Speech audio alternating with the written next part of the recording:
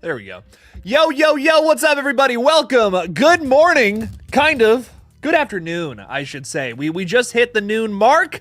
It's a Wednesday, and it's time to talk horror. What's up? Welcome in. Welcome in, welcome in. If you first time being here, maybe, I'm KillJoy Jake. Instead of having friends, I have horror movies, which is why on 12 o'clock in the middle of the week, I can go live and talk with all of you about them. So, just want to get into this real quick, and then we will get right into the horror talk. I see you guys are excited. We have some Scream 7 the news to talk about. We have a lot of weird things going on. And I kind of want to just get into this just real quick.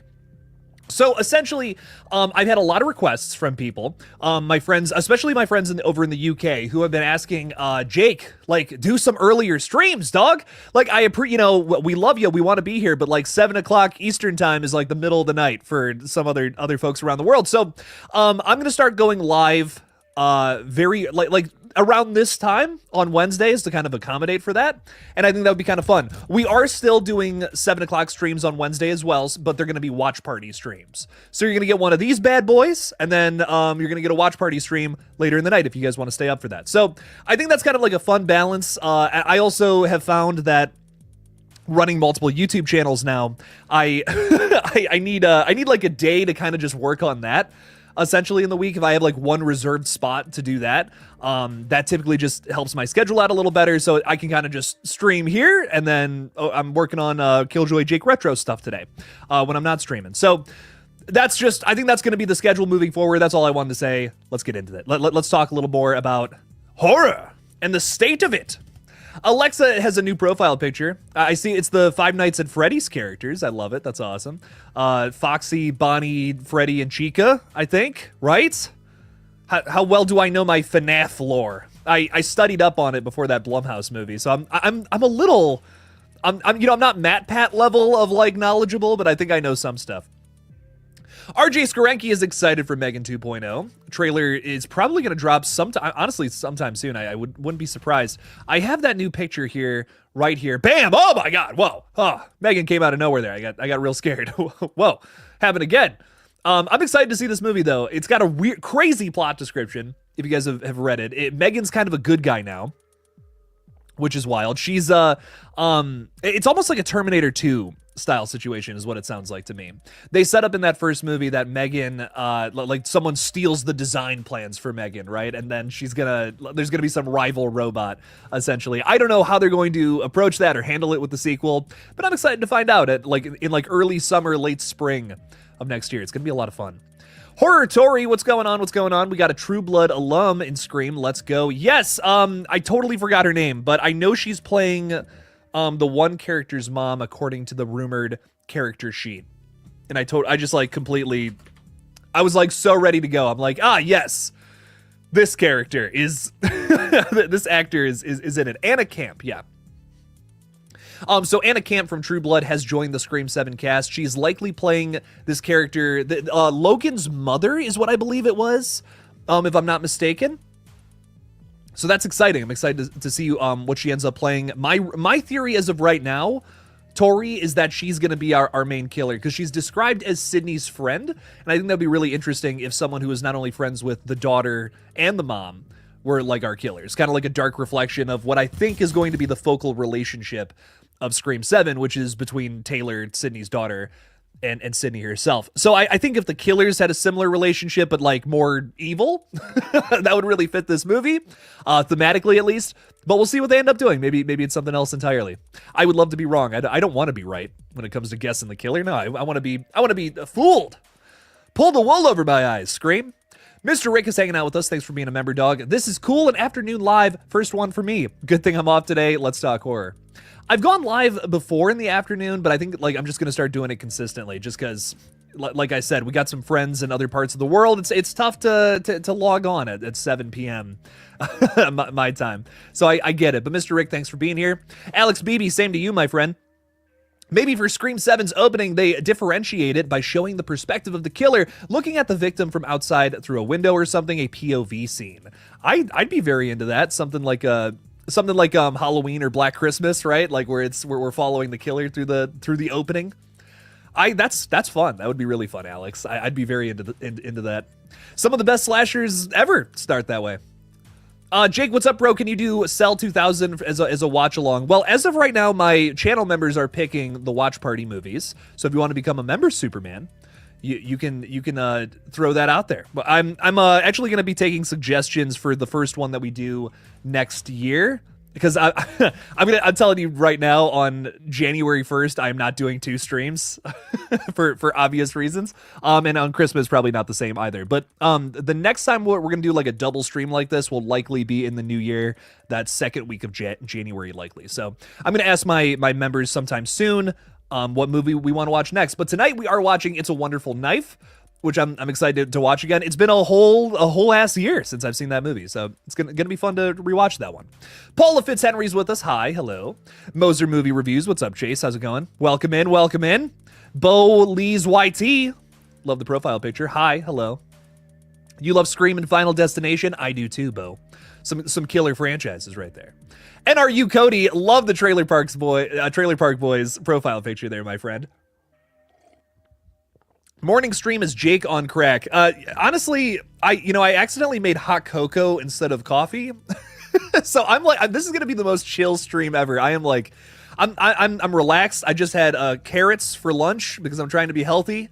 Honestly, I wish I was on crack, but I am not. Hey, Jake in chat. Chad is coming back. Holy crap, that's new. Also, non-horror related Karate Kid Legends looks badass. I love the Karate Kid franchise, so I hope that's good. Jackie Chan is in there, and Ralph Macchio. It looks like it's gonna be fun. But yeah, no, Chad coming back I think is sick. I'm a big fan. I love Mason Gooding so much. It's so cool to see him interact with like Dead Meat and be in a bunch of other awesome horror movies like Hard Eyes coming up next year. I'm excited for this, man. I'm really excited to see what they end up doing with him. I know there's a lot of people who are like, it would be so disrespectful if they killed him in the opening scene. I just don't see it that way, To me, slasher franchises, you should try to have the least amount of characters that feel safe. Now, Scream is in a unique position where one of the biggest factors, one of the greatest things about it, is that they've always focused on, not always, but like mostly have always focused on Sidney Prescott as a character and built her up throughout most of these films. I think to me, killing her would be just like shooting the franchise in its own foot, kind of like just shooting that down. I know a lot of people look at Sidney as like overcoming trauma, so to kill her kind of kills all that. It really turns away a lot of fans, I'd imagine. Chad, on the other hand, or pretty much any other character, I think is expendable. And I know some people don't want to hear that, but to me, you want to do something shocking in a later entry. I kind of agree with what Mindy said in Scream 6. A lot of these characters are just cannon fodder at this point. This is a franchise now. You got to do what you can to survive if you want to keep making new entries. I also think the option of just, if you're good, if you're good with these movies, you don't have to keep watching them. But to me, if they don't start killing characters, if they don't start doing something, then I think I'm gonna lose interest. I don't know. I don't want to see just 100 movies where people just survive another crappy or increasingly crappier slasher villains. That's my thing, I guess. But you also don't have to bring back characters every single time, too. I think this franchise feels like it has to do that, but Scream is a big enough name that they could just start something fresh, in my opinion, as well, and just have a total bloodbath. But whatever they end up doing with Chad, I'm just excited to have Mason Gooding back in the franchise, one way, shape, or form. It's fun to see. Hello there again, Boo. Boo. Hello, Boo. I sound like I'm fucking Sully in Monsters Inc. Bo, sorry, my bad. Ella saying, woo! Hell yeah, Ella. What's up? Welcome in. Thanks for being here. Appreciate you a bunch. We have so many cool people that hang out with us in the chat, ladies and gentlemen. We have some folks who work at dispensaries. So if you're new and you're hanging out for the first time, I think it's just really cool. We have people with dope ass jobs hanging out with us tonight. McKieran Davis. I think I'm pronouncing that right. The force is strong in the KillJoy army. Hold the line, then attack. I love it. Thank you for being one of my worthy generals. Appreciate you, McKieran. Thanks for being in here. You're having lunch at Clark's American Bistro. I hope it's good. I hope it's delicious, Paula. Thanks for being here. Corey saying, yo, what's up? TRS, what does that stand for? Turd Rocket Shocks? Turd Rocket Shocks. God, I hate those. Watching from the UK, bro. What's up, dog? How's it going? Welcome in. I hope I got your name right, but probably not. Sorry if I'm making fun of you a bit. Bo is saying it's 5:03 p.m. in the UK. Okay, so that's not bad. That's a pretty good time. Necessary Distraction. What's up, fella? How's it going? Good noon time, Jake. I like that. How the hell are you? Hope you're doing well. I am fantastic. We're talking Scream again. We got the 7th film on the horizon here. Got some fun stuff on the way. A lot of horror news to talk about all the time, even in December, close to Christmas time. Look how it is. So I'm loving it. Life is great.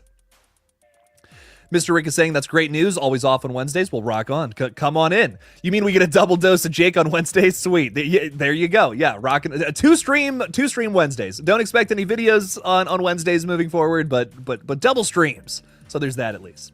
Robert Brunello is with us saying Walmart botched my Terrifier 3 delivery. I'm so sorry to hear that. I'm supposed to be getting my Terrifier 3 Steelbook. It was supposed to be yesterday, but I'm not going to complain too much. I'm still a very happy camper. I'm just glad I'm getting it.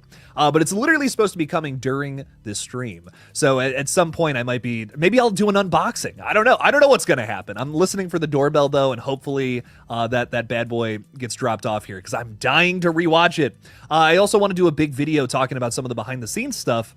Maybe later on this week. I'm not sure, but would love to get into that at some point if I can. Kyle Scumberg is saying, good day, Jake. What are news updates with Scream 7? I think that would be a really good way to start off the movie with a kill with McKenna Grace, like in the first one when they had Drew Barrymore. Even though, and here's my thing, Kyle. So biggest updates from just like the last couple of days. Chad Meeks Martin is back. Mason Gooding is on board. We also have Anna Camp, who, for whatever reason, I keep forgetting her name. Anna Camp. That is what it is. Anna Camp. Anna Banana. Bofana, I don't what how does that song go? But yeah, honestly, I'm not ruling this out though. I think my leading theory with Chad is that he's likely going to die. I would love for them to be setting up like this, him being involved with that spin-off movie that's coming out with Kirby. I think that would be awesome if that's the case. Rock on with that too. But if he's not the opening kill, McKenna Grace, I think is definitely what I think what we'll see there. You got to think about it from the perspective of Scream comparing itself to other requel films out there. This is Phoebe Spangler in the Ghostbusters movies, right? So, I mean, killing her off in the opening of Scream 7, it's like, okay, Scream 7 ain't here to play, man. Brutal. Love the tone you're trying to set. Run it. So that to me, I'm here for it. I like the idea of, some star power in the opening scene, actually getting a brutal kill in the opening scene, unlike Scream 5. So to me, yeah, run it. McKenna Grace is the opening. I love that. That's sick as fuck. Is M3GAN still going to be a child bot? I heard somewhere she was going to be an adult. Well, I don't know about that. She kind of looks not exactly the same as the previous movie, but like pretty much the same. Still like kind of childish and has like a different costume on, I guess. But looks like that. We do know that they are making a spin-off to M3GAN, though, about sex bots, and let's hope to God it's no Diddy shit going on there. But no, I do believe that's going to be a different scenario. We already have a plot description for that movie called Soulmate, and yes, there is number 8, where the A is supposed to be in that. Because M3GAN, Soulmate, it's not as fun. M3GAN is more fun. But I think she's still going to be an adult. I think she's still going to be a child in this new movie. Or at least in the, robot shaped like a child. My Chunky Jordy is saying, hi, everyone. Yo, what's up? What is the new Child's Play mixes with M3GAN? That would be awesome. Like they kind of fight each other. Buddy versus M3GAN. I could see that. I could totally see that. It'd be fun. Anna is saying, good morning from the Midwest. Looking forward to a good chat. Well, Anna, cheers to you, my friend. I'm stuck here in Ohio, so pretty much the same thing. But Anna, welcome in. Good morning. Thanks for hanging out with us, sipping on your coffee or whatever you're doing right now. Maybe you're some of our friends in the UK who are just chilling. Superman is saying, Jake, Sarah Michelle Gellar is open to Buffy is open to a Buffy reboot. That makes me so happy. I hope we make like a trilogy of movies instead of season 8 or season 9. Do you agree with a 2-hour runtime? I'm down for some movies. Dude, I gotta be real with you. I know about Buffy. That is not a show I ever watched, which is crazy. I know a lot of Scream fans love Buffy, and I've never actually sat down and watched it. At some point, I do want to check this out. If they're gonna make some movies, I will definitely cover them. I love Sarah Michelle Gellar. I mean, genuinely one of my favorite late 90s, early thousands actresses. She's awesome, like in so many projects that I love and add so much to them. I also got to give a shout out to her little cameo appearance in Black Ops Zombies. I think that's so cool. I remember being a kid, like being a big fan of the Scooby-Doo movies, and then seeing her in that, it's like, oh my God, no way. Like, I can't believe she's in this, like, killing zombies now. So that, I don't know why, but that's like a big thing that sticks out in my brain with SMG there. I love Anna Camp. She is also in Hysteria with Bruce Campbell. Ooh, oh shit, okay. Gonna have to watch that. Rock on. Yeah, so we know she's in True Blood, so it's not like first time doing horror or nothing. I could totally see her being our killer again. I was talking a little bit about it in the, like, not the last Scream video, but the one before that. Apologies for a lot of, ton of uploads lately, but I've just been been very excited. A lot of fun news going on right now. Jake, here at work, Heart Eyes is your early gem. You're looking forward to that one the most in early 2025. We don't have to wait too long for that one. It's February 7th of 2025, which is like, I mean, a little over a couple weeks, a month and a couple of weeks. So that's not too bad, right? We can wait until that one. I'm definitely going to be covering the fuck out of that one. That early trailer looks really promising, if you guys have heard nothing about this one. It's another Spyglass slasher. It looks like it could be in the same vein as something like Thanksgiving, holiday set horror. It's got Mason Gooding and Olivia Holt starring in it. It's directed by Josh Rubin, who's awesome. We just saw him in the Creep tapes. And he's also directed a bunch of really interesting experimental horror flicks.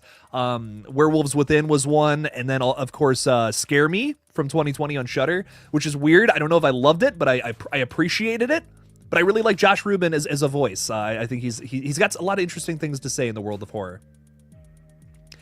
Cody is with us too, saying my profile pic is Bubbles from a Canada show called Trailer Park Boys. This is true. Recommended, such a good show, Jake, and funny as fuck too. That's what I was saying, Cody. I was saying love the Trailer Park Boys profile picture, dog. Bubbles is fantastic. One of my favorite characters on the whole show. Chucky would destroy Megan. Let's be honest. I think regular Chucky would Moonlight Kruger, but Buddy, that's a different scenario. They're kind of the same. But Buddy and Megan are kind of the same if it was remake Chucky versus Megan. But I think regular Chucky, yeah, would probably take her out. I do agree with that. TRS is saying, could a Terrifier film in the style of Wes Craven's, excuse me, New Nightmare work? This hot chocolate's fucking me up. Lactose intolerant. I'm actually not. But staying on track here. A meta Terrifier film. So something like where, David Howard Thornton gets to he doesn't have to put on all this makeup. He can just kind of talk. He can kind of just play himself. Lauren Lavera, same situation, but a real Art the Clown is running amok in the streets. Maybe a different design for the character, just like they did with Freddy Krueger in this film. I'd be into it. I definitely would check it out. I don't think we need that as of right now, like Terrifier 4. I want to see them continue the story for sure. But I think with A Nightmare on Elm Street, when you look at that franchise and where it was when we got to entry number 7, it was like it needed a reboot, dude. Like that storyline, what the hell was going on with that? Freddy's dead, like that was the last movie. Yikes. So I think that was such a perfectly timed film in that franchise.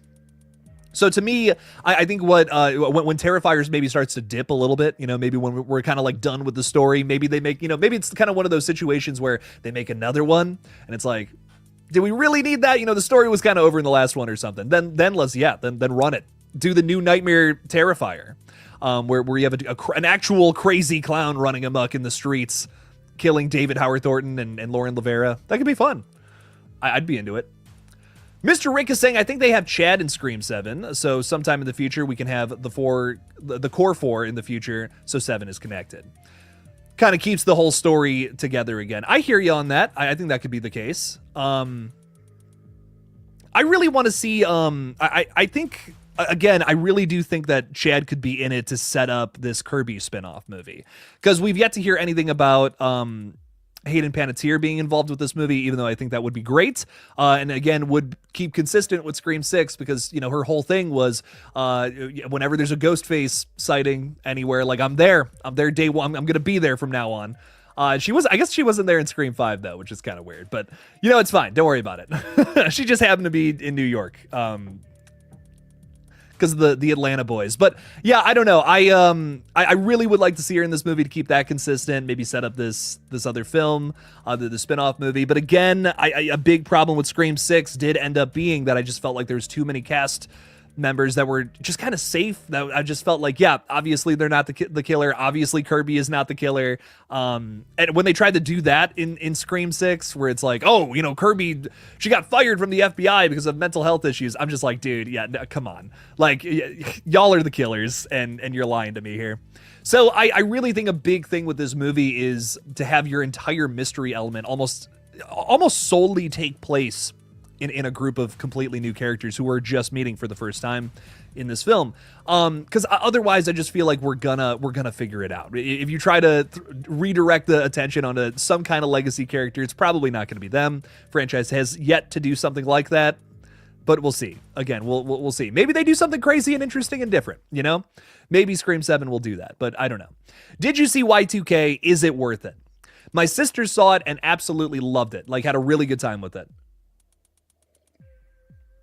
But you see something like Y2K, that's very nostalgic, you know, for both of us. Like, that was like when we were kids growing up around that time, like 1999. We're all very nostalgic for that time period. I have not seen it yet, admittedly. So, you know, if that's not something that you're really into, that you might not like this movie. From what I'm hearing, a lot of the jokes revolve around 1999 stuff, like a lot of Limp Bizkit jokes in there, which, like, I find funny because I grew up knowing how that music is and how I've ironically listened to it so much that I just have gotten to the point where I actually really like it. Not even ironically anymore. I'm just a biscuit head now. That's just how it is. Like, I thirst for the Fred Durst, basically. But I'm hearing good things about this one. I do want to go to the theater and check it out at some point. I just have not had the time. But hopefully at some point I'll check it out, maybe do a review, a really late review at this point, but who knows? Do you know if Courtney Cox is confirmed for Scream 7 yet? I feel like every time I see a new update with Scream 7, they have a different thing to say about Courtney Cox being in the film or not. I am sure she is going to be in this flick. But we have gotten conflicting reports for like 6 months now. It has been, oh yeah, she signed on. Actually, she's still in talks. She signed on, still in talks. Signed on, still in talks. It has been like that for 6 months. I promise you she's in it. I'm looking at the new I Know What You Did Last Summer. Everything that happened with that as well. Kind of a similar situation. They announced that, you know, the legacy cast was in talks to be in the new film, and they just recently confirmed all of them, with Jennifer Love Hewitt officially being signed on to be a part of the cast. But of course she was coming back to be in a new I Know What You Did Last Summer. Same with Courtney Cox. It's the same situation. They just haven't officially announced it for whatever reason. But I promise she'll be back. The only like real wild card of like, is this person coming on board or not? Is Patrick Dempsey, because he does have a pretty busy schedule. But I'm sure that's another one where I'm like, they kind of need him to tell this story, so I'm sure they'll figure something out. Jason Carpenter was not a fan of Y2K, saying the humor was dreadful, A24 movie that didn't work for me. I'll have to see. I do want to see it because I have heard mixed reviews overall entirely. I've heard some people say they love it, some say they don't. Again, I think it comes down to what's your, you know, do you have nostalgia for that time period? Is that something you want to see in a movie or not?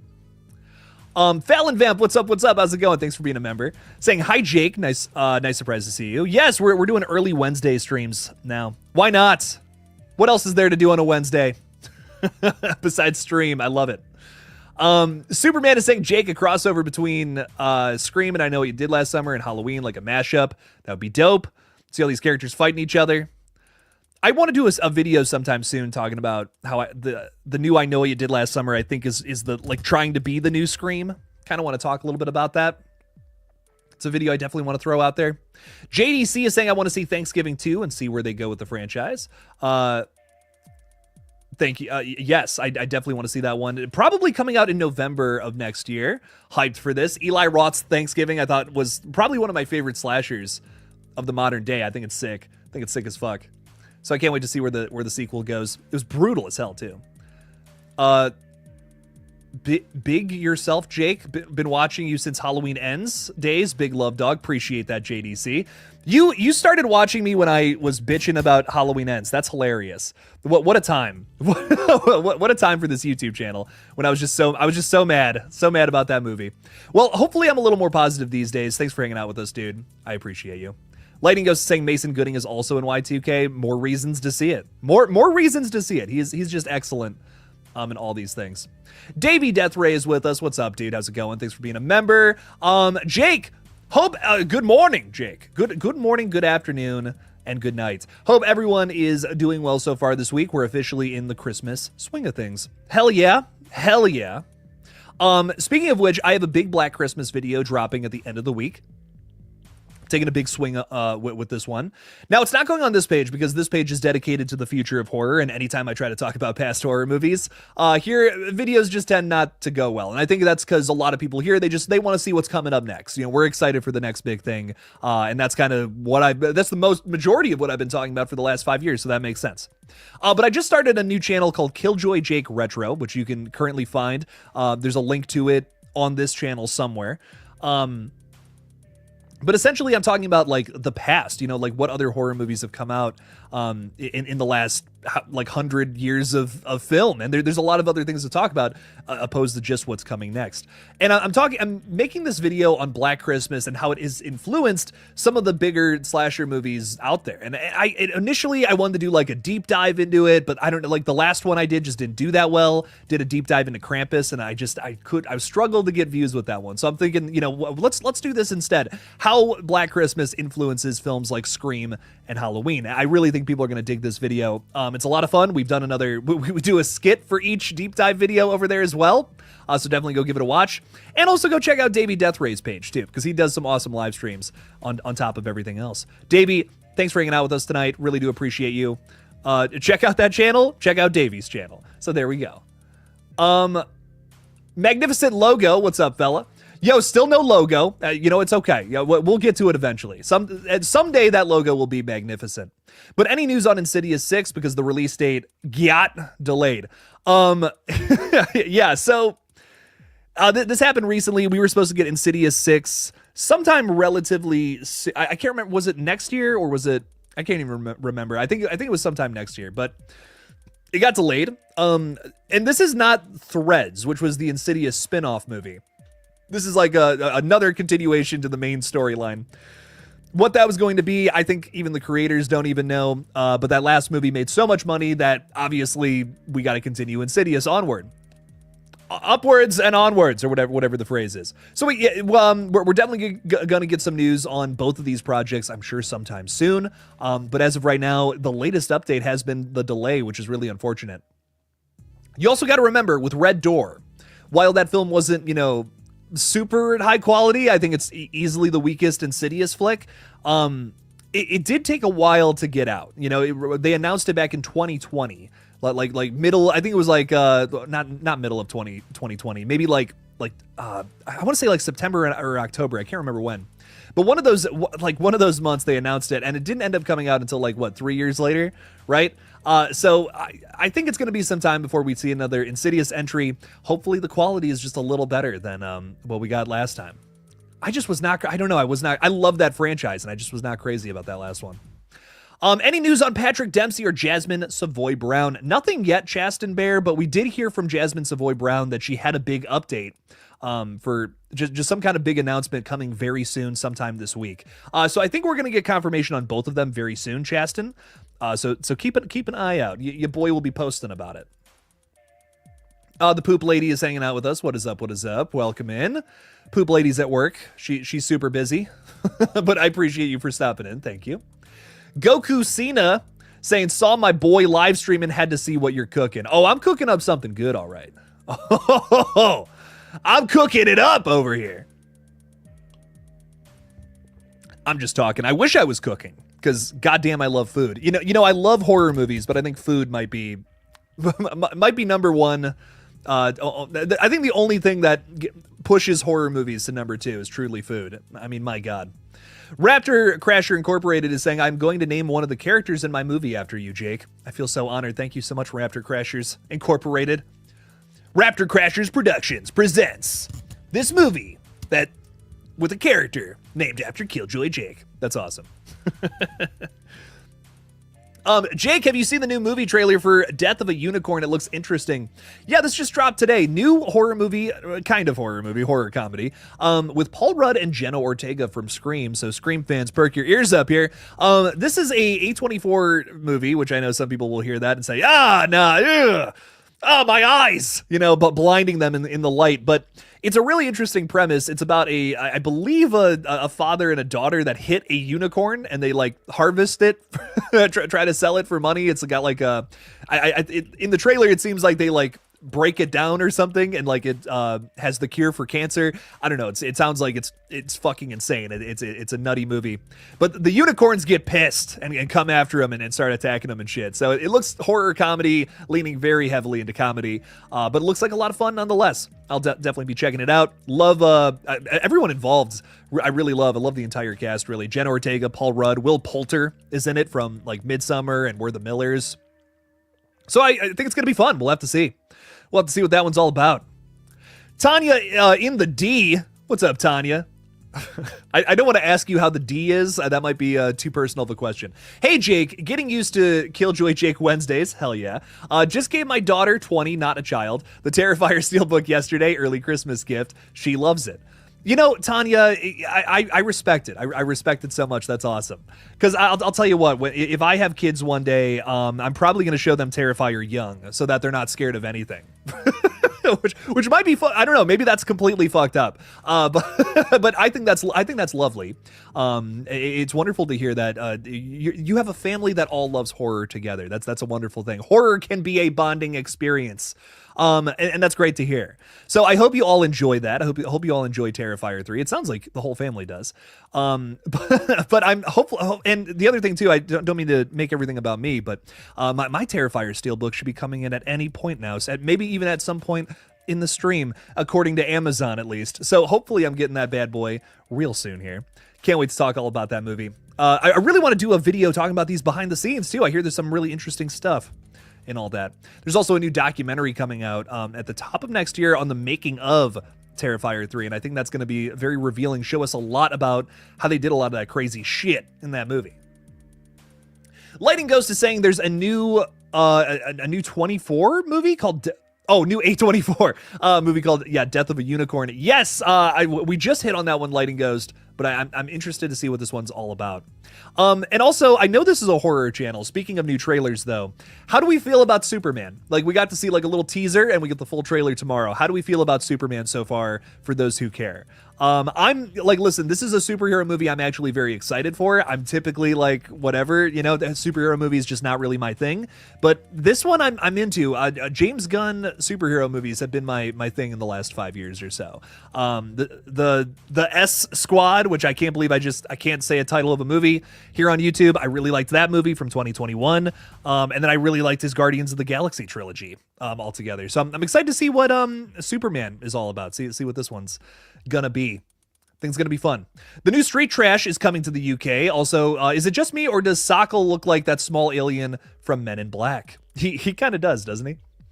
I think if you like the original Street Trash, you will very much so enjoy this movie. It's very very over the top, very very gory, very colorful, just like the original.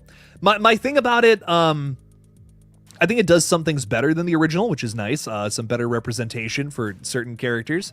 And if you've seen the original, you probably know what I'm talking about. I think there are some things about just the Street Trash IP in general that I'm just not crazy about, that just just doesn't work for me. And that is very prevalent in this new movie as well. I also will say they market it as it's not a remake, but dude, it's a remake. Like, I mean, it has very similar plot points throughout the entire thing. It's not like a scene or two here and there. A lot of the same stuff happens from the first movie in the reboot too. But I had a good time with it. It was kind of a blind spot in horror that a month ago that came out here in the States. I got to go through the original and that one, and I was like, okay, these are interesting flicks. I'm glad I saw them. Scott Goldie is saying, hey, Jake, really liking the theory of Scream 7 tackling the idea of celebrity obsession could make for a really unique killer motive. Scott, I totally agree. I like the idea of whoever our killer is obsessed with Sidney Prescott for her shining star, essentially, right? She's not even like purposefully a celebrity. It's just, that's kind of what the news has made her out to be, something along those lines. And this character is obsessed with that. Maybe in a different way than how Jill was, because Jill just wanted to be Sidney Prescott, wanted all that fame and attention on her. I think this could be more of like a like I just, you're Sidney Prescott. Like none of the ghost faces have been able to kill you. I want to be able to be the one to do it, That to me is interesting. That I could really get into because that's a little different. That makes for a different kind of killer, different kind of movie. Scott, I vibe with it a lot. So hopefully we do something, we end up kind of hitting that. We kind of hit something along those lines. I think big thing for me is I just want a different motive. Really want that more than anything. Tid Morgan, what's up, fella? KillJoy Jake live on Prime UK time. Christmas has come early. See, there we go. So Tid, you're not the only person who has messaged me about all this, who has said something about this. Some folks have said, they're like, Jake, we just can't do the streams because they're happening too late, and we're over here in the UK. So I'm doing this one. I'm doing an early Wednesday stream for my UK friends now. And if you want to stay up late, you want to hang out with old Jake at 7 o'clock my time, 7 o'clock Eastern. I am going to be doing a watch party for I Know What You Did Last Summer, for It's a Wonderful Knife, a horror movie that came out last year, Christmas slasher. It's gonna be fun to get into. So Tid, thanks for hanging out with us, man. Thanks for being on the stream. Really do appreciate you. And good vibes all the way to the UK, dog. Jake, we need Austin Powers 4. Mike's not getting any younger. I would love Austin Powers 4. What a ridiculous franchise that is. Gashead, I gotta catch up in the chat a little bit here. Damn, bro, I finally watched your live. It's been a while, as it's usually late when you stream. Hope you're good, though. Dude, I'm fantastic. How are you? By the way, how are you feeling about Anna Camp joining Scream 7? I'm hyped for it. I really do think she's gonna be our killer. That's my guess as of right now. And that, that's based on rumored character description. So is that true or not? I don't know. But I'm making my early prediction now that I believe it's going to be her and Sam Reckner, who I just love that last name because it sounds like rectum. But I really do think it's going to be those two characters run around stabbing people, mother-son duo as Ghostface. It's different. It's fun. Maybe they have a different motive too. But welcome in, Gashead. Thanks for hanging out with us. Darius is saying, you think Chad is going to be the opening kill since he just got confirmed? I honestly, I do, and I only say that because I think if Scream wants to do something that's going to, Scream 7 in particular, if it wants to do something that's shocking, that people are not going to expect, it's killing a beloved character who survived the last two movies. And I know some people are like, well, Jake, that would be such a waste. We literally went through all that trauma with him just for him to survive the last movie. But a big criticism of Scream 6 was also that they let too many characters live. So if Scream 7 again wants to stand out, I think they kill Chad in the opening and they establish, hey, people are going to die in this movie. This is going to be a brutal Scream. You don't know what you're in for. Keep you on the edge of your seat from the start of the movie to the very end. I think that would be a really effective way to do it. It doesn't need to happen. I think McKenna Grace would also be a brutal opening kill because that's Phoebe Spangler from Ghostbusters. It's like, that's so upsetting. Like that's sweet. Yeah, that sweet little character that they just introduced in Ghostbusters is getting just butchered by Ghostface here in Scream. That to me is brutal as fuck too. So whatever ends up happening, I'm here for it. I'm just glad we're getting Mason Gooding back for another Scream. That to me is so exciting. I loved him in Screams 5 and 6. Him as well as the rest of the core four, I think just get better with with both of those movies. So it's exciting to know that he's coming back. Hopefully Mindy gets confirmed as well. That would be fun. Necessary Distraction wants to see Stu in Scream 7. Who knows? Anything is possible at this time and place. Jake, when do you think we'll get the official cancellation delay announcement of Saw 11? I hope never, John Kramer. I want to see this movie so bad. Saw X is like one of my favorite sequels in the whole franchise. Would love to see Saw 11 get made or happen sometime real soon here. It does sound like that Blumhouse wants to get their greedy little paws on the Saw franchise. And that's kind of a big... a rumored reason for the delay, why this project may not be happening, because Blumhouse and Lionsgate recently teamed up to work on a bunch of like new versions of their old properties. And the Blumhouse model has seemed to be very successful, at least in terms of making money, even though like it kind of hasn't. Like really Halloween is the only thing they've been able to really get off the ground and make some big bucks with.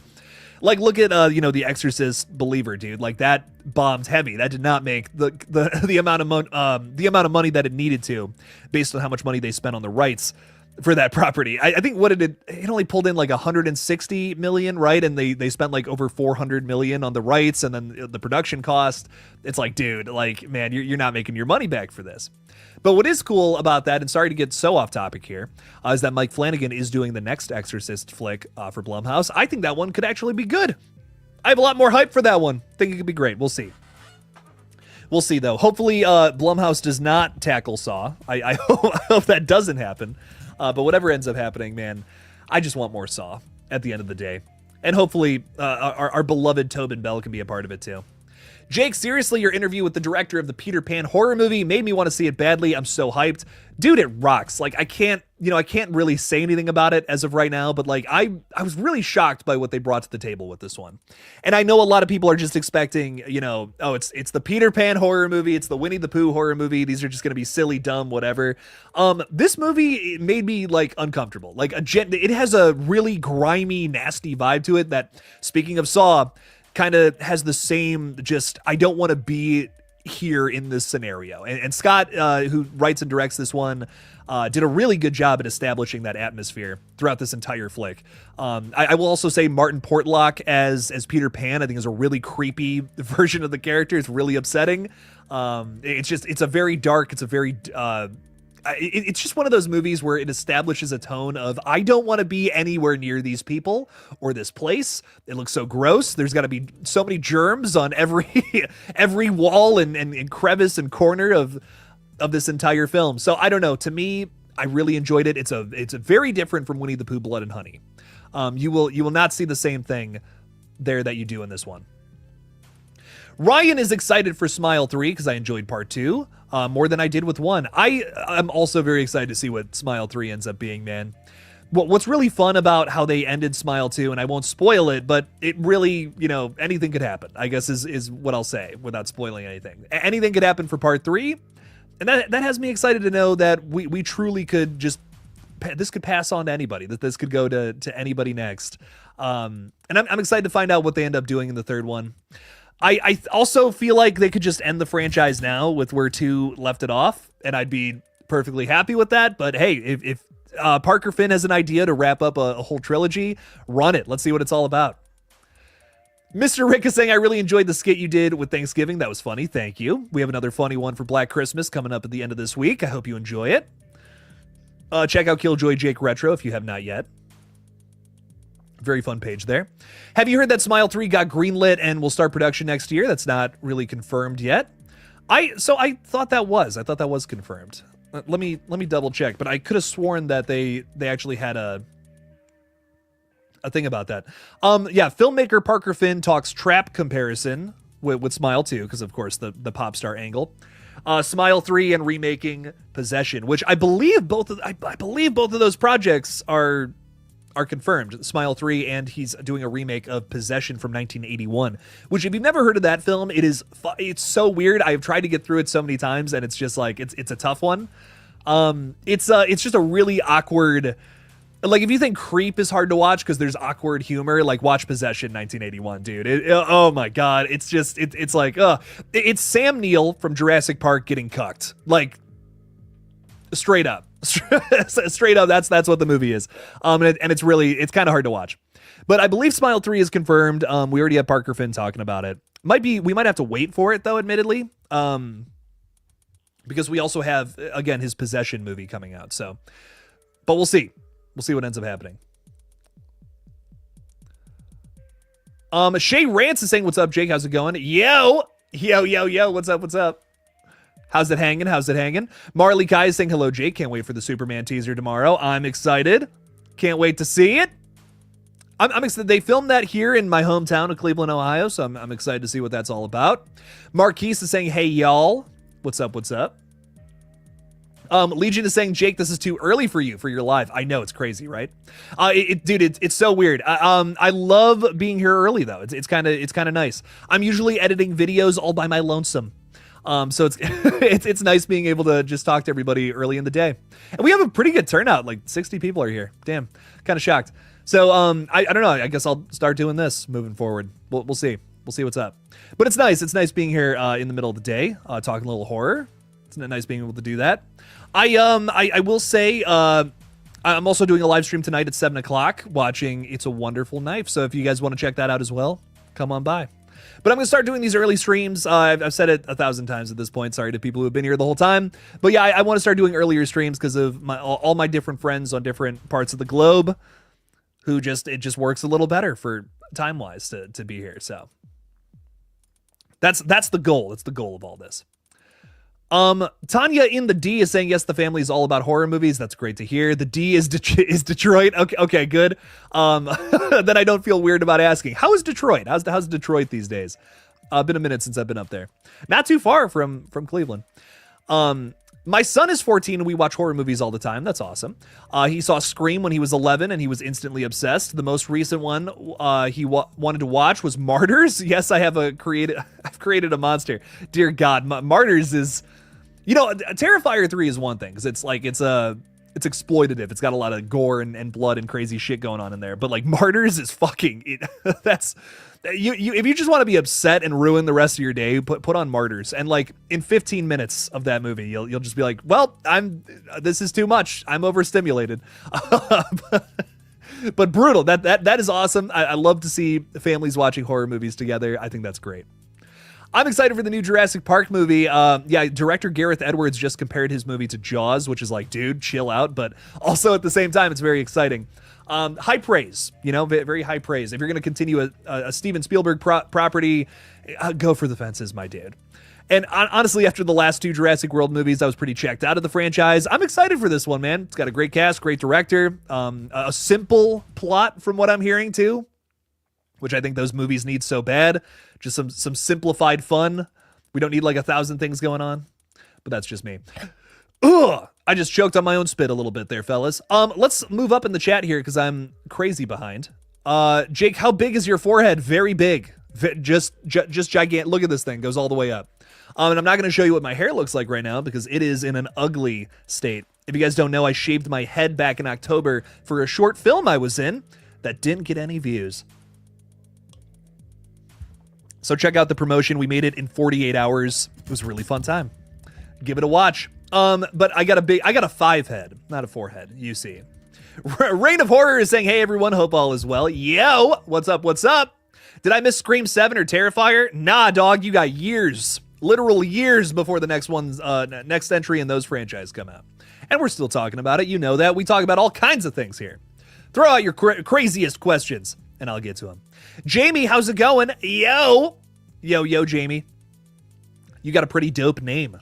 You got like the horror name. That's like a bunch of horror movie characters and people named Jamie. Love it. I'm excited for the Possession remake. I like his directing style. I do. I think it's going to work really well with the concept of possession, especially after Smile 2, which Smile 2, for those who don't know, I think the reason it's so great is because it's heavily inspired by Perfect Blue, which is this animated film from the 90s that is so good. And it's very similar. It's a pop star whose reality is just not as it seems, which is very similar to what Smile 2 ends up doing. I really loved it. So he's big into like misdirection and just like altering reality. If that's kind of your vibe, I think you'll dig Possession.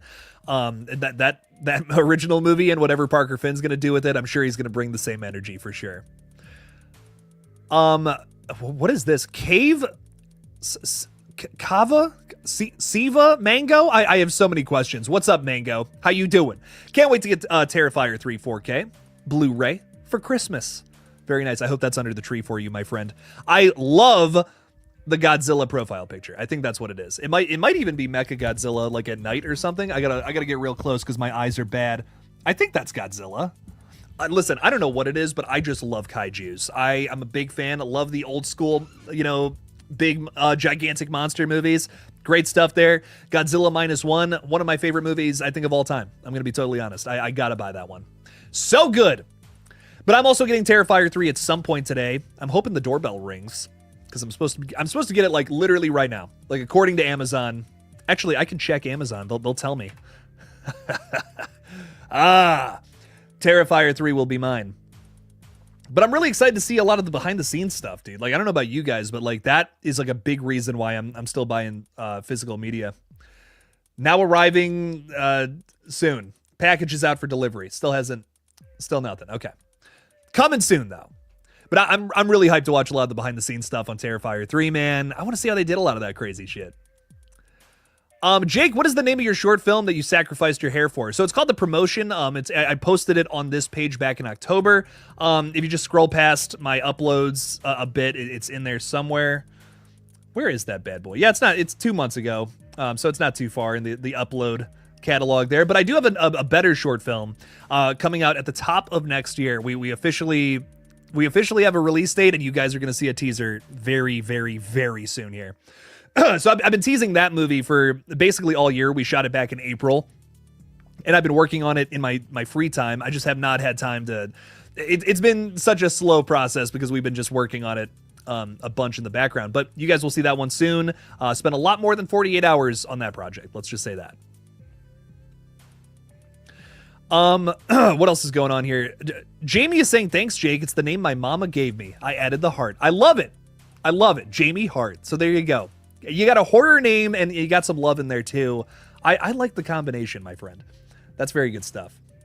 Let's get the live stream going back here just in case. Just in case I missed some chats. Sometimes StreamYard likes to just say, screw you, Jake. You don't get to see everything that the folks are saying. And then I miss stuff. Sean P. Tattoos is saying, what other horror franchise would you like to see a Christmas movie from? Excellent question. Man, that's really tough because there's so many options. You know, there's so many options, but there are a lot of franchises that I think are landlocked, right? Like, there's a part of me that would love to see Michael Myers kill during Christmas time, but is that really Halloween then? You know? It's kind of tough to say, but Michael Myers in the snow would be kind of fucking... That would be dope. I think number one, like, until they do it, is going to be Scream. Like, Scream in the snow, I mean, it's bound to happen. If it doesn't happen with this new movie, I would almost be shocked. Like, Scream in the snow. Come on, man. That would be so cool. Would love to see that one happen. Texas Chainsaw is another one where I'm like, I don't know. I just don't see the point. I guess I don't see the point of doing a Christmas movie there. I guess, you know, you don't need snow to make it a Christmas horror, right? You don't need that. But it would be nice. And Texas, I hear, doesn't get a ton of snow. So, I don't know. Christmas time in Texas, maybe Leatherface is hungry. He's looking for a roast. And, you know, he doesn't eat animals. We know what he eats. So that could be fun, too. I want another Texas Chainsaw, man. I'm actually kind of thirsty for that. I got to talk to Mark Burnham, who plays Leatherface in the latest movie, the 2022 film. I got to speak with him back at... not Horror Hound, what's the other one? Scarefest, just back in October, and he was saying, he's like, dude, there's like nothing going on with a Netflix sequel or anything, and I'm like, that's such a bummer, man. I would love to get another Texas Chainsaw, you know, just something else at some point. Magnificent Logo finally has a logo here. It's a dog. Hey, that's pretty magnificent, I'll tell you what. Skibbity Toilet is coming to Fortnite. I'm gonna be completely honest with you guys. I've seen all the memes. People are like, oh, Skibbity Riz and shit. I don't get it. I'm officially at the point where I'm too old. I don't get jokes anymore. I'm just like, these kids talking about dumb shit. Why aren't they doing the dab anymore? Why is no one doing the dab? I'm so fucking old, man. My back hurts. I'm working all the time. What happens? What happens, man? It's crazy out here. Mr. Rick is saying, did you hear that? Jamie Lee Curtis is going to do a movie version of Murder, She Wrote. I like how you approach that with did you hear that? Like you're trying to be secretive about it. Jamie Lee Curtis doing Murder, She Wrote. This is an ASMR stream now. I'm here for it, man. I love Jamie Lee Curtis. Always cool to see more of her, you know. That's from Godzilla. It's Mechagodzilla 3. Oh shit. That's there's 3 of them? I haven't seen all the Godzilla movies, admittedly. I've honestly only seen a few, which is kind of crazy, but I love Mechagodzilla though. I'll tell you that much. And getting back to our Mechagodzilla friend here, it's pronounced with a big K. So, Kevamango? Maybe? Really trying to pronounce that K in there as hard as I can. Hopefully I'm getting that right. Horror Her always buys physical media for the bonus features. Rock on. We love that. We love some physical media in this house, as you can probably tell. There's a lot of that here. Have you seen the new Karate Kid Legends trailer? I think it looks interesting. Yes. Love Karate Kid. I'm excited to see what that's all about. I think that's going to be fun. Have I seen Strange Darling? It is your all-time favorite movie. Love, love, love it. Very nice. I just bought it. I just picked it up. I don't know if there's like a crazy release of it, so I picked up the I picked up like a DVD. Some things I just don't care about. Some things I'm just like, I don't need a 4K of this. I just want to have it on my shelf. It doesn't matter. And that was one I'm like, I gotta buy it. I gotta rewatch that one as soon as possible. I also loved this film. I will say this is probably the best horror movie ever to go into blind. Like, do not look up anything about it. Just experience it. It's intense. It's not what you would expect. There's a new Godzilla vs. MCU 6-issue comic series coming. Would make for an amazing film. That's crazy. Godzilla versus the MCU. Shit. That's intense. Some crazy crossover shit right there. Jake, do you think Robert Eggers will remake another old horror classic? Maybe. We know that his next film is an original. I think it's called something like The Night. Here, let me double check that. It's it's something like The Night, or I can't, dude, I don't remember. It was one of those names like The Lighthouse, where it's like, okay, that's a that's gonna be something just like some kind of original. I had it in here somewhere. I had like a note of that and I don't remember. Yeah, I got nothing. I don't know. Something is coming. Something original is coming from him though.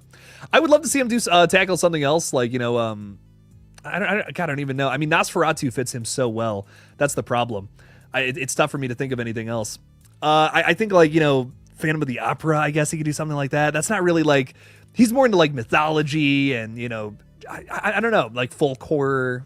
I'm really trying to think, man. It's tough to say. Boris Armstrong is saying, I watched Halloween Ends and Scream 6 in cinema. Halloween Ends is way better. Do you agree, brother? I just don't like Halloween Ends, man. I don't know. To me, that's Michael's franchise. Don't be fucking around with Michael. Why, you know, you don't fuck with what is it, if you're going to aim at the king or whatever, you better throw hard, or whatever the fuck the saying is. Corey Cunningham's just not a good replacement for Michael Myers. Sorry. I don't know. Just was not for me personally, Boris. I really enjoyed Scream 6 though. I like that they were able to build on the characters from the last movie. So I'm excited to see what else they do with Scream moving forward. Same with Halloween though, honestly. You still have your Chipotle hat. That is so funny to me. I do. Honestly, one of the best parts of working at Chipotle is what you get. Like the shirts and the hat are like, we're fucking sick. I still wear them all the time. They're so comfy. Great shit, man. This is not my only Chipotle hat too. I actually, like, someone like bought my other one. Like they were like, dude, those hats are so cool. I want it. Like, they're like, here, $25 for the hat. I'm like, are you serious? Like, okay, sure. I guess. I don't need two of these things, but it's crazy. People love Chipotle hats. I don't know what it is. So I wear it all the time. I surprisingly get a lot of people say like, dude, nice hat. And it's just like, it's just Chipotle. That's all it is.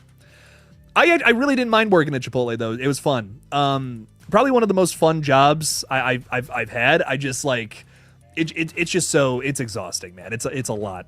I was working like front of house for a while, but then I was like cutting stuff in the back, and like, dude, I mean, my arm was like, you try editing after cutting, like doing this for 6 hours, you know? Oh my God. That was a lot, but it was fun. Scream 7 will be crazy. Trust me, says Boris. Oh, I hope it's awesome. I hope it's awesome, and I hope it's crazy. Caitlin Johnson. What's up, Caitlin? How's it going? Still glad Chad is back for Scream 7. Me too. I can't wait. I can't wait to see what they end up doing with him. I hope he's back for good and he's not dead. But at the same time, you know, I hope he's also not a pincushion again. that's my thing. He's been like on the brink of death in both of his appearances. So I don't know. So maybe they do something else with Chad, but we'll see. We'll see if we can make this special. A fun and different appearance for him. Raptor Crasher Incorporated is saying, do you think that in Terrifier 4, Sienna will have to fight Art in hell? That would be epic. I definitely think we're going to hell in Terrifier 4 after how the last one ended. Sienna's got to save Gabby. You know, that's what's up. So I think Sienna's going out, finding a way to get down there. and then going after Gabby and her sword, of course. So I think that, honestly, I feel like it could be like a disconnected story, oddly enough. I almost feel like Art's just going to be doing his thing here on planet Earth. But then again, you know, it kind of makes a little more sense if Art the Clown was to be involved with like the main story. It's not going to be like a Scrat thing from Ice Age, right? Where he's just kind of looking for his nuts the whole time, and that they just cut to that for some reason. And sometimes it interferes with the story, but not really. So I don't think we need to do an Ice Age Art the Clown thing, right? But I think Art the Clown fighting Sienna in hell, that would be a really funny and just different set piece, right? Run it, you know, yeah, make it happen if we can get there, if we can write that. I'm here for it. I know Terrifier 3 is our Christmas demonic slasher, but I always want more. I really want a more serious and scary Krampus movie. Have Robert Eggers do Krampus. Oh shit, that's actually a really good choice for that. Because again, like folk horror, you know what I mean? Like a folk horror Krampus movie. Yeah, that would be a lot of fun. Michael Dougherty's always going to have, you know, just the more like poppy and fun energy to his movies. I mean, like Trick or Treat actually has some really scary moments in my opinion, but it's still, you know, borderline horror comedy, right? And Krampus is just full-blown like horror comedy at a certain point. But I kind of agree. I think, oh, Robert Eggers doing Krampus would be scary, like fucked up and dark demonic. Sure, run it. And yeah, again, I can't wait to watch Terrifier 3 again, man. It's gonna be fun. Do you think Scream 7 will go back to the movie set theme like Scream 3 did? And if so, do you think they'll pull the brother killer card and make Chad the Ghostface? I think they're done with the Stab movies like entirely. I don't think we're going to go to a movie set. I really thought about it too. I was like, what are they going to do with Stab, you know, moving forward with Scream? And I think that line about Gale saying, oh, you know, it's all about true crime limited series these days. To me, I think that what that really means is we're done with the Stab franchise. We've done that to death in like so many of these sequels. Let's move on and do something else. So I don't think we're doing that. I think it's just going to be like Small Town USA again. I think a big goal with Scream 7 is to go back to the original flavor of the franchise. So I think it's going to feel like a Woodsboro, even though I think we're going to be somewhere else. But will they pull the brother killer card and make Chad the Ghostface? I kind of hope not. I just don't see him as a killer. And I guess my problem with that especially is we have characters in universe who are currently good characters that could go bad. Like I think Jenna Ortega and Melissa Barrera's characters could easily be a Ghostface in a future installment. But the problem is, there, you know, I don't know, if you make another character who's out there Ghostface, that doesn't make any sense to me. Chad, for instance, I just don't see it. Like all of the killers in universe, I think it has to make sense a little bit before they get revealed, right? It shouldn't be obvious, like there's a fine line that you have to walk. It shouldn't be obvious that they're the killer, but like it shouldn't be like completely out of left field either. You know, you can't just introduce this character and say like, oh, they're the sweetest, dandiest person ever, and every character in this film thinks that, and then say that, yeah, they're Ghostface now. You know what I mean? It's just like, what? Like that just doesn't read. You know, you have to have someone who it makes sense, they have a motive, but just something that you didn't see coming, I guess is my point. And Chad to me is just, he's such a sweetheart. He's a kind fella. He's not like, he really hasn't shown any sign of a super toxic villainous trait yet for me to be like, he could be Ghostface. So I really don't think he's going to be our killer in the new movie. It's got to be a new character. I think it's got to be a new character for 7. Villain Killin' Dylan is at work, but has a few. Well, thanks for hanging out with us, dude. I appreciate you. Sorry about the early stream, but it has been, it's fun. It's fun streaming in the middle of the day. Xenomorphs versus the Avengers is a good horror-ish comic. That would be fun. I feel like the Avengers would just take out Xenomorphs, though. Like, it would be like, no problem. Like, Iron Man versus a bunch of Xenomorphs, dude. He's just gonna, like, you know, like, just do that and fly, like, get a little higher up off the ground where they can't reach him. And they're like, come down here, Tony. Xenomorphs can't talk, but if they could, that's what they would say. So, but I don't know. I'd read it. I'd see what's up. Maybe it's Tony Stark out of his suit or something. I don't know. I don't know what he's doing in that. Allison Chains. You got the man in the box over there saying, have y'all seen Creature Commanders on Max? I hear it's fun. I have not checked it out yet, though. That is another superhero property I actually am interested in checking out. So many shows, so little time, Allison. Ugh. I wish I had like a good 4 hours of just every day to be able to watch something. Maybe then I could catch up with stuff. But I work from the moment I wake up to pretty much the moment I go to bed during the week. It's kind of crazy. Magnificent Logo is saying, I'm so glad that 28 Days Later is out on digital today. I'm going to be watching it when 28 Weeks Later comes out. I think you mean 28 years later. And I'm going to watch that too. Yeah, so 28 Weeks, you can watch that right now. It is on a bunch of different services, but 28 Days is out on digital today. And if you guys didn't know this, it's a very hard film. It was a very hard film to find and watch, because it's out of print and Disney lost the rights. But somehow Sony acquired them to make these new movies again. That's why they have Alex Garland and Danny Boyle coming back to write and direct respectively. I'm so excited for this movie, man. I cannot wait for 28 years later. And it's so exciting to know that we can rewatch the original again. Because, dude, it's been like 3 years since I've seen 28 Days Later. I think it's one of the best zombie movies ever made. I know Danny Boyle says it's not a zombie movie, but Alex Garland has gone on record to say that he was super inspired by Night of the Living Dead while writing that one. So I don't care. It's zombies. They're running zombies. Fight me. But it's just a different version of the toxic zombie. That's all it is. But I love it. I got that original movie. Still my favorite, but I do love Weeks a lot. Weeks is a ton of fun. Can't wait to see what 28 Years is all about. What a trailer, baby. Oh my God. Loved that. Nice to catch a live from the UK. What is your current job? Believe it or not, Adam, this. I'm working real hard to keep it that way too. But I'm right now, and again, if you're hearing that, you're just like, oh my God, Jake, what's up with all that? It's tough. YouTube is very unpredictable. So it's been, there's been some months where I'm just eating ramen noodles, and there's some months where where it's great. October is always like, okay, I can actually pay my bills. This is nice. But if you want to help Jake and you're like, well, Jake, sorry, I can't throw any cash your way.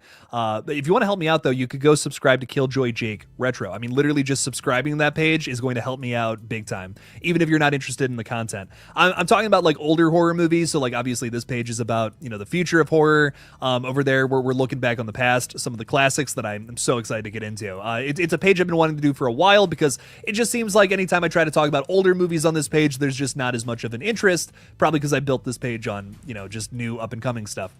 But yeah, so if you go subscribe to that channel, that would help me a lot, Adam. I really would appreciate that a bunch. Just moment I can get that monetized, I can be a little more secure in being able to pay for everything every month. John Kramer is saying, do you think Lee Winnell's Wolfman will be as good as The Invisible Man? This is such a good question, man. I really think it's going to be good. I do. I have a lot of faith in it, because Invisible Man was such a big surprise. I was not expecting that to be as good as it was. I'm going to be real. I'm at the point with Invisible Man. I think it's a top 10 horror movie from the decade. I think it's that good. Personally, Wolfman, I think, could be even better. That's maybe some insane praise there, but I love a lot of the movies that inspired this one. Lee Winnell has came out and talked about how like The Thing and The Fly and a lot of these other like big practical effects showcase movies, like, from the 80s, were big inspirations here. On top of story elements from The Fly specifically about like a dude who is, trying to take care of his family or has loved ones, but is changing into something awful. Obviously it's not a big mutated fly, in this case, a wolf, but still very scary nonetheless. So I'm hyped for it, man. It's got a great cast. Christopher Abbott is such a great choice to play a Wolfman type character. He's got a wolfy vibe to him. I don't know what it is, but I like that. I think that works. The other thing too is Julia Garner is excellent on Ozarks, a show I have actually seen a little bit of. There's not a ton. You guys know, anytime you guys ask me about TV shows, I'm like, I probably haven't seen that. I'm sorry. Like, I'm more of a movie guy, but Ozarks rocks. What I have seen of it really blew me away. And I think Invisible Man kind of has a similar format to formula, I should say, to Wolfman, because it's also an excellent cast with a really well done script. And Lee Winnell just knows what the fuck he's doing when it comes to horror, dude. I mean, we're talking about the guy who wrote Saw and Insidious, and Upgrade, wrote and directed Invisible Man. I mean, this guy has so many great horror credits to his name. I really think he adds a bunch to every project he's involved with, even if it's not necessarily his own. A great example of that, too, is this movie called Cooties, which I don't love. It's not great. But what is great about it is Lee Winnell's touches to it. That is a very funny movie to watch because you can tell what Lee Winnell was able to contribute to it and kind of sharpen up, make better. And I think that it's a really interesting film for that reason, I think. But you even see it in the behind the scenes that he's just like adding all these like jokes and like crazy bits to the ensemble, and he's just adding, I don't know, he just adds a lot to flavor that movie a very special way, which makes it stick out a little bit. But to me, Lee Winnell, point being, he just adds a lot to every project he's a part of. And the movies he writes and directs lately have just been nothing but bangers. So I think Wolfman, that could be one of the best horror movies of next year. Am I excited for M3GAN 2.0? Abso-fucking-lutely. I cannot wait for this movie. Big surprise from Blumhouse last year. And I can't wait to see what the sequel is all about. I hope that they don't just blow this out of proportion. You know, like, does M3GAN need a sequel? We'll see. I hope it's still good. And I hope the spinoff is still good, you know, but I am excited to cover all of them for sure. Queric V, peace. What's up, fella? How's it going? Welcome in. Yo. Are there any horror movies you know that have more gore than the Terrifier movies? I know of several that are similar to gore in the first two, but nothing is close to the third one. I mean, like, dude, you know, if you're going for... that, it's hard to answer because just in terms of amount... I'm sure you could find movies, you know, I'm sure you could find something. But in terms of like effectiveness, in terms of like, oh my God, that was so hard to watch. That was the most disgusting thing I've ever seen. I still think Evil Dead 2013 takes the cake for me. Like that is one of the hardest movies to watch in terms of like just people getting tortured by awful shit the whole time. I don't know. There's something about that movie that it just gets under my skin. The nails, like the little tiny nails that the one dude's pulling out of his face, and the dude getting his hand smashed in half with a crowbar. I mean, like it is so hard to watch. I love Terrifier 3. It is so much fun, but like Evil Dead 2013, man, that to me is one of the hardest to watch horror films ever that I just love. Don't you usually stream a bit later in the day, Jake? Yes, but we're streaming early for our UK friends right now. I love stories where artificial intelligence goes rogue and turns against their creators. Shit, you're going to love the M3GAN franchise then. Seems to be the big focus, because even the spin-off movie, that seems to be the case too, but in a much more sexy way. Ooh, it's getting spicy and sensual over in Soulmate, movie that comes out the top of 2026. So we have a lot of... Fuck, the next 2 years of horror are going to be nuts, man. We got a lot of good stuff to look forward to. When do you think we will get a Scream 7 teaser? Probably this time next year is going to be my guess. You want to hear a crazy early prediction, Cody? December 20th of 2025. That would be an anniversary for the original Scream, and it would be about 2 months before we see, you know, the next film. I think that would be a really good time to drop a teaser or a trailer, something. So I'm imagining December of next year, things are going to really start to pick up. But we'll see. You know, just a prediction. Muffy Vanderbilt. I love this name. What's up, Muffy? We did that already with Emma Roberts, Sweet and Switch. Yeah, but she was kind of weird before then, dude. Like, isn't she eating something weird? She's eating like a cheese stick, like the wrong way. That's fucked up. That's some killer shit right there, dog. Like, nah, something's wrong there. And she's also playing. You know, she's playing pretend, right? That's the other thing, too. We didn't see Emma Roberts' character Jill in a previous entry where she was all sweet and happy the entire time and literally went through no arc and then suddenly becomes the killer, right? That's my thing about Chad going crazy. It's like, has he been playing the long game? Like, I just don't think it would make sense for Chad to go Ghostface in Scream 7 after being this super kind and sweet character. I would actually go so far as to say that Chad is even more kind and sweet in Scream 6 than 5. So like that arc really doesn't pan out. I mean, think about it. He's telling Liv, he's like, you know, sorry. He's so polite in the way that he does it. He's like, you know, I just don't think that we can go bone because I just don't know if you're the killer or not, you know? And he's so nice in the way that he's talking about it, even though it is kind of goofy and silly, the scene itself. So I don't know. To me, he's way too nice. He's way too polite of a character to kill folks. JT Owsley, what's up, JT? I watched Nosferatu, and it's currently battling for my favorite movie of the year. It completely embraces the gothic horror, and it's really freaky, but 11:14 is better. Yeah, guys, Nosferatu, you got to see this one in theaters. I think it's one of the best horror films of the year. And, you know, don't expect like a fresh story or something. I mean, it is the Nosferatu story, like through and through. You know what I mean? Like, you are going to get the same old story. But there is some really fun stuff that they end up doing in terms of like performances, in terms of just nuance in general. I think that Lily Rose Depp, which I can't even believe I'm saying this, is the best part of the movie, being alongside some of like the best working actors right now, like Rife, what is it? Is it Rife Fiennes is in that movie? Or no, Rife Innocent, that's a different actor. So you have him, you have Willem Dafoe, you have Nicholas Hoult, you have Aaron Taylor Johnson. I mean, so many good people. Emma Corrin is really good in this one too. It's got an excellent cast of characters, great gothic horror, and Bill Skarsgård as Count Orlok. I love his performance, like one of the best performances of his career, but they have the goofiest design choice. My only negative about the entire film is just, what the fuck is that design? I get it.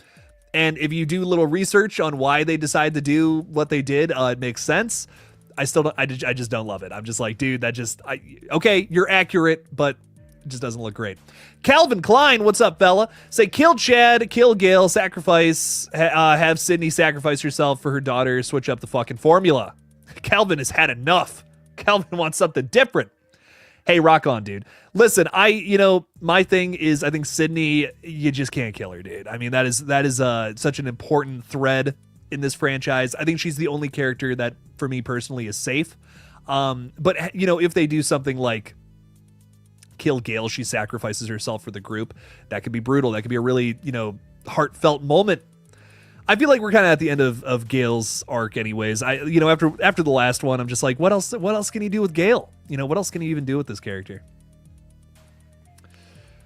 The zombies in 28 Days Later movies are more realistic and therefore more terrifying for me. They are pure, unbridled rage and fury. And that's why some people don't call them zombies, right? It's because they are technically still alive. They're just infected with something that pisses them off, which is why they can run, and why they're not, you know, like, because realistically, if a rotting corpse was trying to run after rigor mortis has set in, right? Like, that doesn't make a whole lot of sense. 28 Days Later, however, it kind of fucks with that a little bit. I would argue they're still zombies. Like, you don't have to be dead to be a zombie. In my opinion, you're just kind of shifting the lore a little bit. That's all you're doing. So 28 Days Later, it's still a zombie movie, man. I don't know. I just don't get that technical. Adam is subscribing to KillJoy Jake Retro. Great content. Thank you so much, Adam. I appreciate you a bunch. So much love. Thanks for that. Art the Clown is here. What's up, fella? Looks like you just got busy with a fun Saturday night. Saying hi. There you go. What's up, Arthur? Welcome in, dude. Bring on another massacre. I think Wolfman is going to be awesome. Lee Winnell is killing it these days. I have faith. I do too. I'm very excited to see what that's all about. The letter A, which today is for anus, is saying KillJoy cake. That's me, buddy. I got the cake, all right. I want to scroll ahead a little bit here because I see Master Chaos. My buddy Jose is hanging out with us. Good morning from Los Angeles.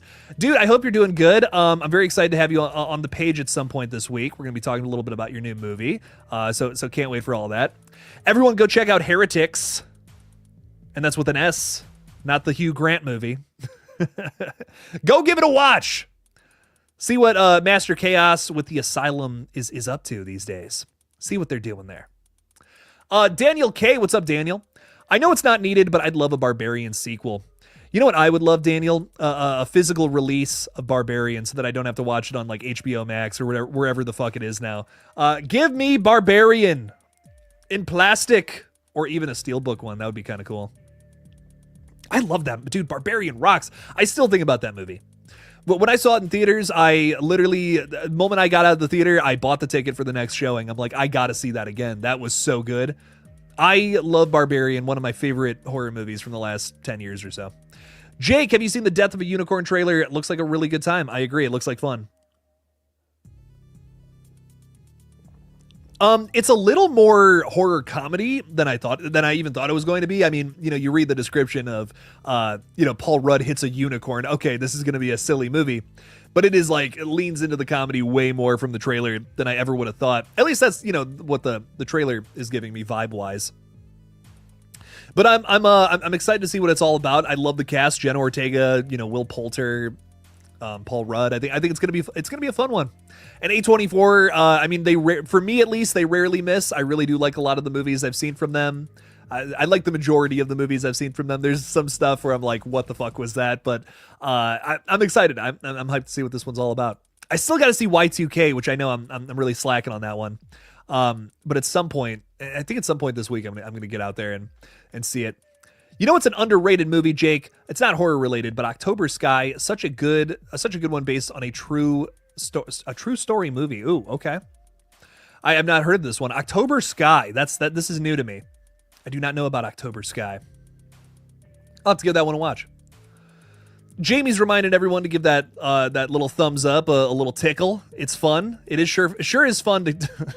I'm not going to say that. Sure is fun to tickle the like button. Go ahead. Go on and do that. What movie would you love and wish to have a sequel? For me, it would be The Sadness. The Sadness was you want to talk about interesting zombie movie concepts. That was cool. I don't know if I loved the back half of The Sadness. It just got to a point where I was like, okay, they're just trying to do the most like brutal thing. And that's the entire plot here. But I do really like the first half of that movie. The first hour or so is insane. It's one of the most upsetting zombie movies I think I've ever seen in my life. Just kind of whiff it with the ending, in my opinion. But some really brutal and fucked up shit there that it made me uncomfortable.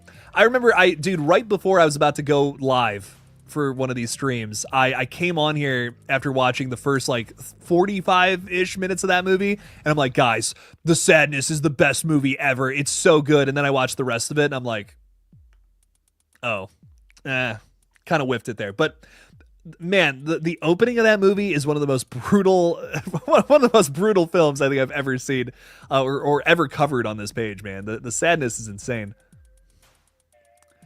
October Sky is a very young Jake Gyllenhaal, his first movie, I think. Whoa, no way, really? That's wild.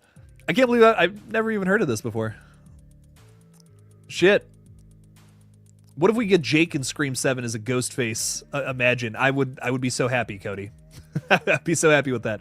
Apparently I'm going to be in the Poonaverse, though. I'm going to be in the Poonaverse movie, so I'm excited for that. Very hyped to go out to wherever the fuck to film all that crazy shit. So that's going to be a ton of fun. Make sure to see that one in theaters, because you got to support old Jake. Who knows what the hell's who knows what the hell I'm doing in that. King Matthew III is saying, what if in Scream 7 Mark and Gale are secretly working with Ghostface? Think about it. Gale gets publicity and Mark gets to have his way with what is that? Hang on. Okay, for a minute there I'm like, okay, crazy theory. I like it. What is this ending? Mark gets to have his way with what do you mean by that, King Matthew? I don't, you lost me with with whatever that means. But I've always liked the idea of Gale going bad. But I think my problem with it is that, again, we've just seen Gale in too many of these movies. Why be evil now? She's got a successful career. She doesn't need the money that bad to kill all of her friends for it. I think that I think it would be really cool, though. Big theory I had with Scream 6, which I think they can still do, is that I wish they would do a Ghostface who is basically like a young Gale Weathers. Maybe, Gale is maybe it's like an apprentice kind of thing. She's training somebody to be a journalist or a new news anchor or something. And we have her become Ghostface for basically being like a dark reflection of Gale Weathers, this evil version of her. That would be really fun. I think that would be kind of sick as fuck. Because we never did that with Gale back in the day, even though it did make her a little bit of a red herring. She was always very self-serving in those original movies. So who knows? Maybe Gale could have been Ghostface. But that would be fun. I would love to see that explored in a future movie. Get ready for Terrifier 4, Jake. I'm so excited, Alexa.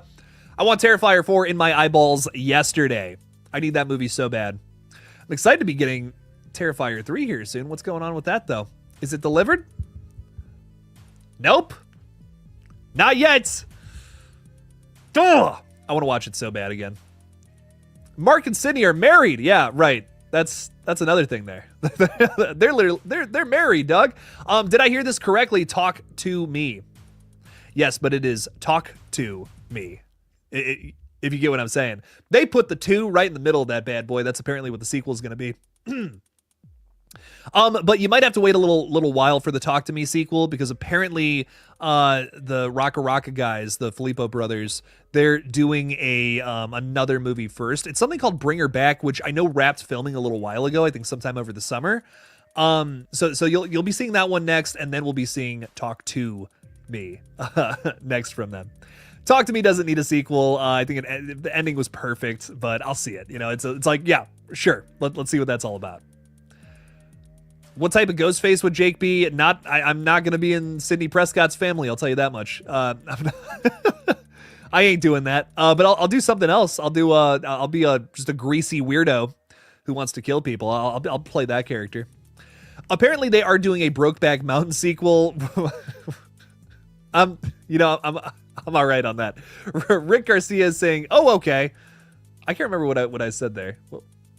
Oh, for Talk to Me, yeah. That sequel is happening. But Rocka Rocka, man, I'm excited to see what else they do. I love those guys, man. So much fun stuff. Terrifier 3 is back in theaters. New poster looks rad.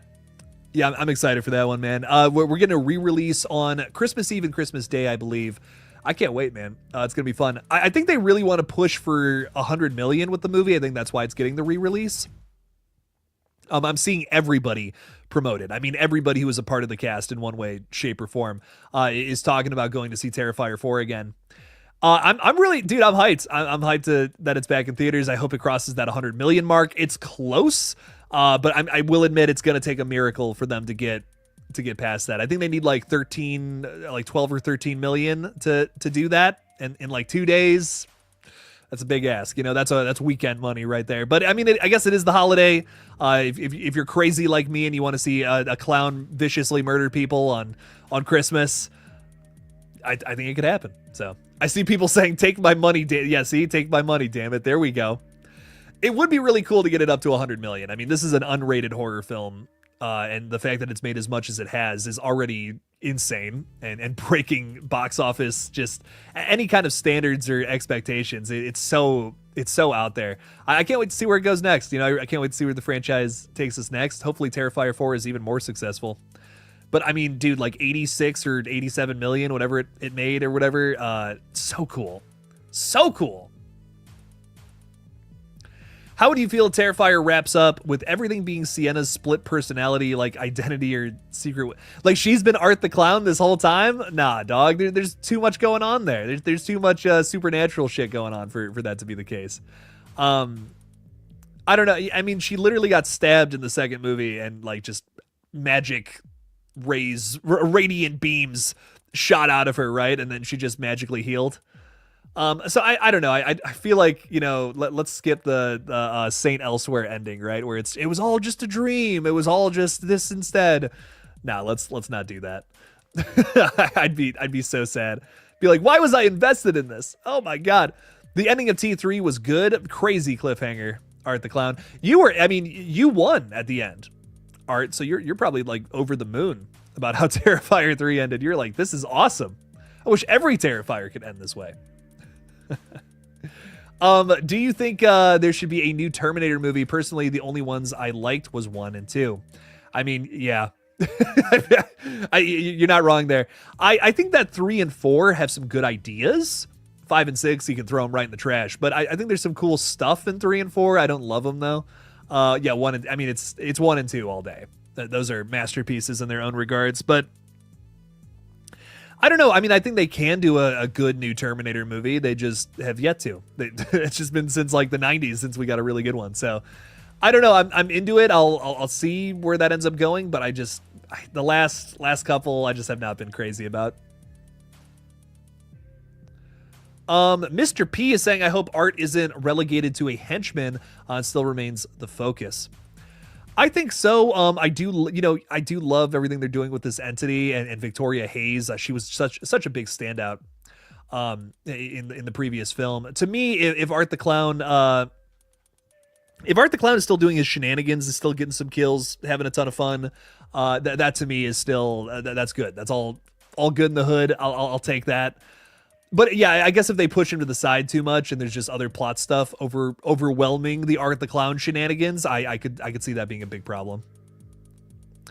Ty is saying, I agree. I really don't think that's what will happen. I know some movies ruin a good idea with the false narrator stuff. Yeah, I mean, it can be fun, though. It can be fun to deceive your audience and take it down a different path. But why do that when everything happening on screen is so fucking awesome? I think that's my thing about Terrifier. I actually like Terminator 4, but 3, 5, and 6 were bad. And you know, Raptor Crasher, I kind of Terminator Salvation, I'm very apologetic towards, because I think what it does do well, I really like. I don't know. To me, it's cool to finally see a movie that's like in the future. It's not like we're trying to prevent, like every Terminator movie is, we're trying to prevent this awful future from happening, and that totally works in, you know, the first two. But the other ones, I don't know, not as much. Terminator 4 was like the movie. It's like, we're finally getting to this. You know, we're finally getting to what does this awful future look like. And I don't, you know, it's not executed perfectly, but it's an interesting film nonetheless. I think it stands out from the more lackluster sequels for sure. What are your thoughts on Patrick Dempsey being in Dexter Original Sin? I think he's probably busy. I'll tell you what, he's probably a busy guy right now. He's doing that. He's possibly doing Thanksgiving 2 and possibly Scream 7. He's got a lot on his plate, man. I hear that Dexter is great. I've never even seen an episode of the original series, so I'm probably not going to watch the prequel series, but I hope it, you know, I hope people love it. I hope Dexter fans are very into it. It's kind of crazy that I've never even seen one of those. Have a good one, Jake and chat. Peace. Peace out, Cody. Thanks for hanging out with us. Appreciate you. For me, my least favorite is Dark Fate. However, the action scenes are bomb in that one. I agree. Dark Fate does have some crazy action, but the characters in the story, man, I don't know. Take it or leave it, as they say.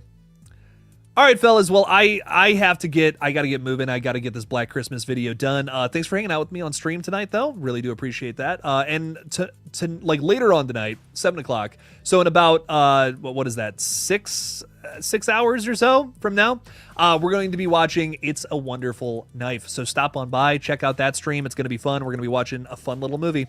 So watch it with me. It'll be cool. See you guys at 7 p.m. Eastern. As always, guys, don't forget to kill it out there, y'all, and stay safe. Stay safe in this crazy world. Have fun for the holidays.